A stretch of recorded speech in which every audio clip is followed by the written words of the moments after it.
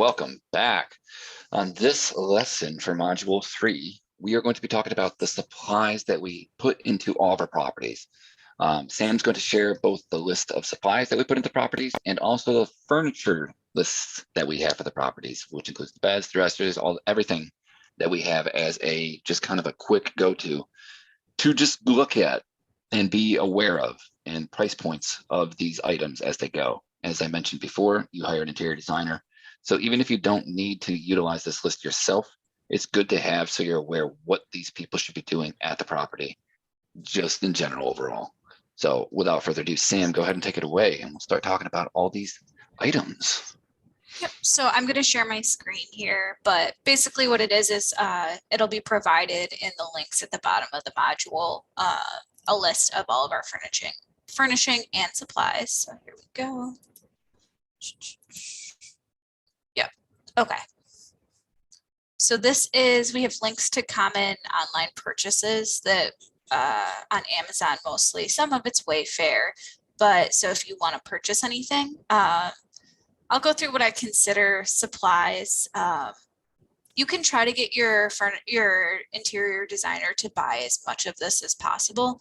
Some of them will not buy certain things, some of them will, but try to get them to buy as much of this as possible to save you time.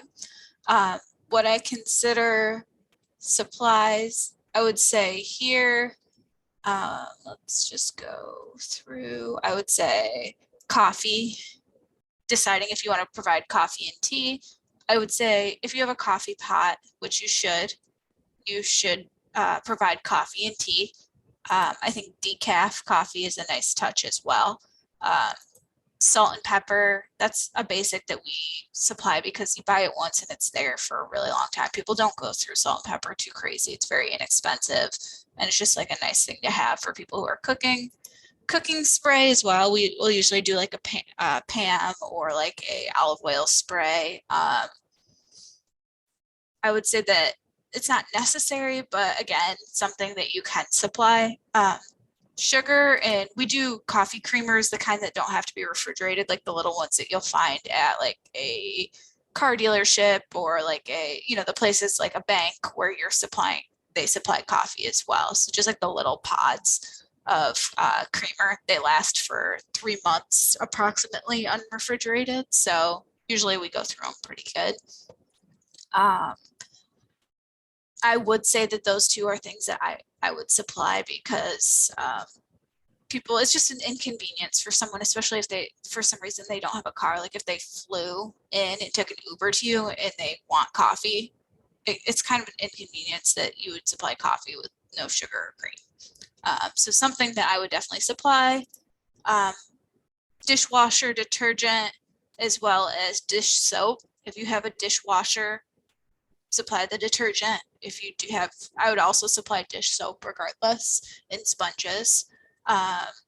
You can have your cleaner try to stock these type of things, especially, if your cleaner is willing to have you ship supplies to them directly to their house and they keep tabs on everything.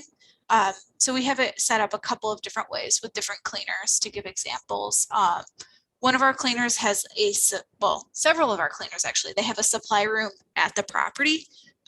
So they keep all of the different supplies of like spare dishwashing soap and spare paper towels and spare toilet paper and everything. They keep that either locked up in a supply room at the property so that they can just manage after each clean.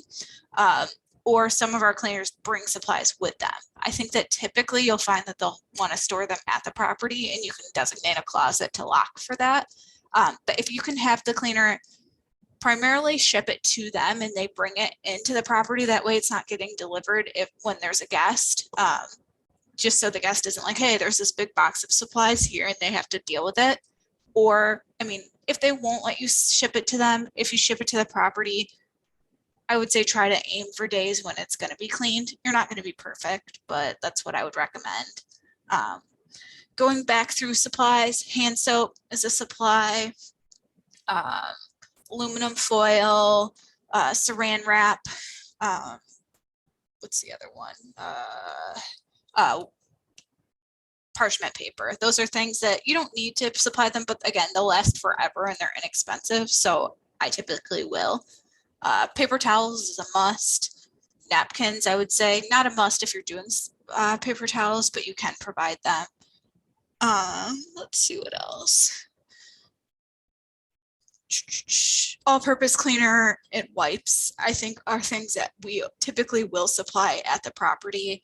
I already said dish soap. Let's see. So that kind of gets, I mean, coffee filters, that goes with coffee. So that goes through the kitchen and what we supply. We'll go through the bathroom. We get our, these are all kind of furnishings that we get our designer to include, but shampoo, conditioner, and body wash. We don't always supply that.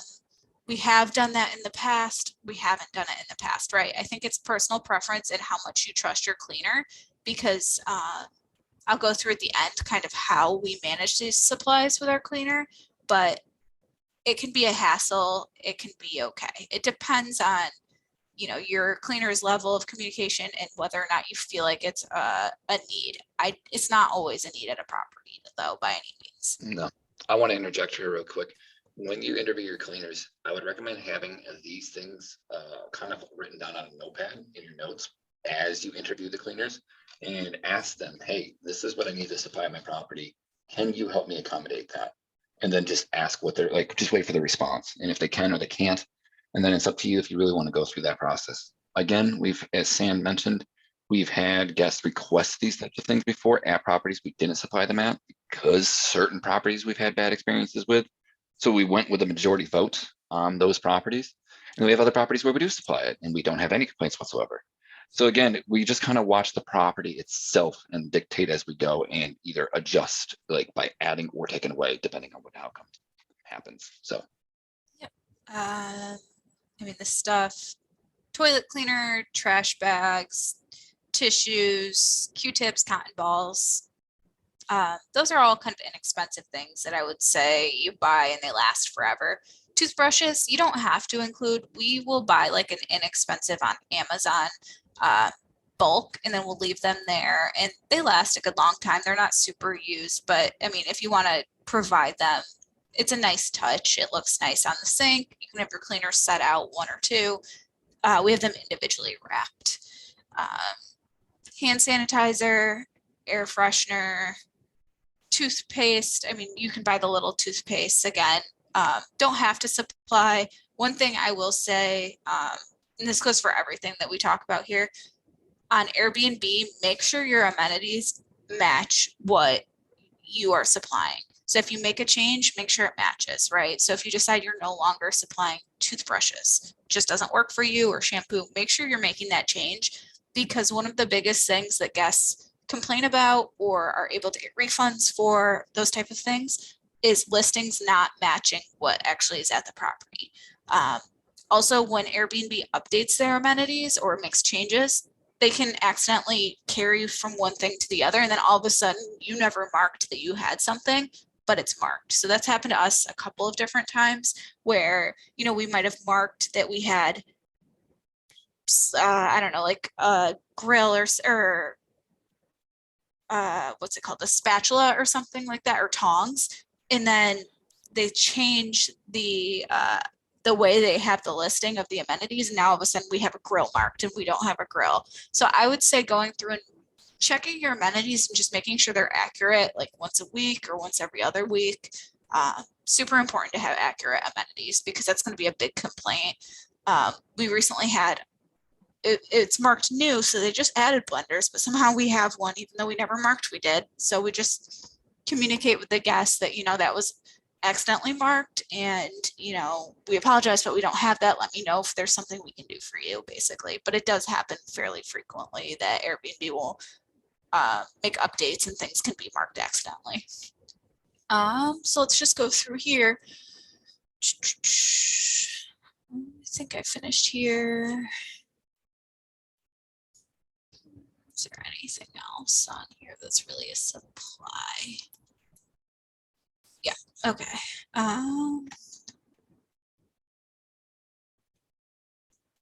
So nothing over here. So this is the area that, if you have a washer and dryer, if it's available to guests, provide laundry detergent, dryer sheets. I would say provide flashlights or lanterns, fire extinguishers, first aid kit, those type of things that once you buy it, you won't have to buy it again. Batteries, we get asked for batteries a lot. Just have a drawer with different types of batteries in it. Yep. Especially like if a smoke alarm's going off, instead of having to emergency find a handyman, have the guests be able to have a 9-volt battery if they decide they want to change it, right? It's just available, it's easy, it's a good service for them. If they need it for something they bought, right, they can use that too. But the remote control needs batteries. It's important to have those there. Light bulbs, I would say have those stocked. I would say that. Is there anything you see that I'm missing or you want to touch on? Yeah, I would kind of go over the miscellaneous stuff specifically. So again, everything Sam said is 100% accurate. The reasons we're really emphasizing these on the miscellaneous pages, because this is where a lot of those minor hiccups take place that you can't prepare for, such as a power outage. We have those quite frequently just due to bad storms. And a lot of those times people really need a good flashlight. And so we make sure that we supply 3 flashlights, I would say on average for a property, one really big one, and then like 2 handheld smaller ones in general. And obviously do use your discretion, whatever you need to put in there. You can follow the Amazon link and see what we buy. But when that happens, be very sure of where your supply is and readily available for your guests. So you can say, hey, it is in this closet, down this hall, on this shelf. Be able to be clear and concise about that type of thing. Same for the iron. You'd be surprised at how many times people ask us for an iron and where that is. And so we have to guide them to where that is. And sometimes guests do take these items and unintentionally or intentionally. So be prepared that you might guide a guest to a specific location that's not there. If you don't find it there, ask your cleaner. The cleaner might have put it somewhere unintentionally that didn't realize this is where it was being stocked.